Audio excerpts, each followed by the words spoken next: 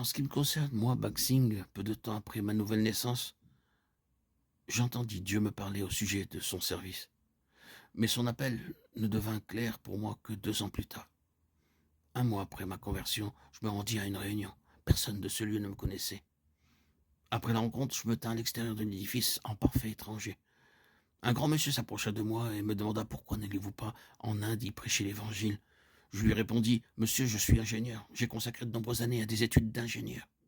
En plus de cela, je bégaye et pour comble de malheur, je suis timide. Comment une telle personne peut-elle devenir un prédicateur? Il n'ajouta rien, mais ces paroles, pourquoi ne renoncez-vous pas à la carrière d'ingénieur pour aller prêcher l'évangile en Inde, continuèrent à résonner dans mon esprit. Après être nés de nouveau, nous avons tous le désir de servir le Seigneur.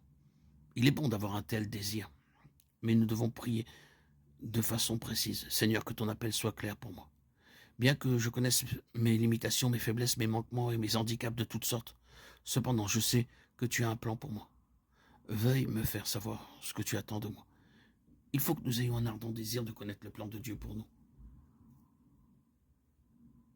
Dieu a montré à Moïse les 2 grands desseins qu'il avait pour lui. Être son porte-parole comme témoin et être son serviteur en tant que messager. L'Éternel dit, j'ai vu la souffrance de mon peuple qui est en Égypte, et j'ai entendu les cris que lui font pousser ses oppresseurs, car je connais ses douleurs. Je suis descendu pour le délivrer de la main des Égyptiens et pour le faire monter de ce pays dans un bon et vaste pays, dans un pays où coule le lait et le miel, dans les lieux qu'habitent les Cananéens, les Rétiens, les Amoréens, les Phérésiens, les Éviens et les Jébusiens. Exode 3, 7, 8. Délivrer le peuple de Dieu de l'esclavage de l'Égypte devait être sa première tâche. Ils étaient opprimés par les Égyptiens et ils souffraient beaucoup des traitements que leur infligeaient leurs cruels contremaîtres. Ils devaient travailler dur, nuit et jour, sans être payés. Dieu vit l'affliction de son peuple, il vit la façon dont ils étaient opprimés et maltraités par les Égyptiens. Il a également entendu leurs cris, il désirait les délivrer. Il voulait faire de Moïse son collaborateur afin que cette grande libération se fasse par son moyen. Ensuite, Dieu voulait que Moïse conduise son peuple dans un pays où coule le lait et le miel. Bien que Dieu ne nous appelle pas comme il a appelé Moïse pour une tâche extrêmement importante, cependant, il nous appelle tous pour une tâche particulière. Quel que soit le travail qu'il nous donne, celui-ci est également précieux à ses yeux. Chacun d'entre nous trouve sa tâche très difficile, comme une montagne énorme, selon l'appréciation de Zorobabel. Si vous voulez grandir spirituellement, vous devez être prêt à entendre son appel et à lui obéir.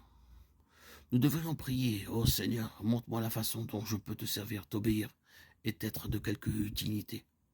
Alors, il nous guidera et nous aidera jour après jour. Nous devons être conscients que Dieu veut nous employer pour sa gloire. C'est par nous qu'il veut libérer ceux qui sont dans l'esclavage. Après leur délivrance, ils doivent pleinement devenir la propriété du Seigneur afin de jouir de leur salut. Nous remarquons que plus de 75% des croyants ne bénéficient pas de leur salut. Ils mènent une existence tout à fait ordinaire. Ils ne peuvent pas comprendre les vérités plus profondes du salut et les intentions de Dieu pour eux. Nous pouvons aider de tels gens par l'amour et la communion fraternelle.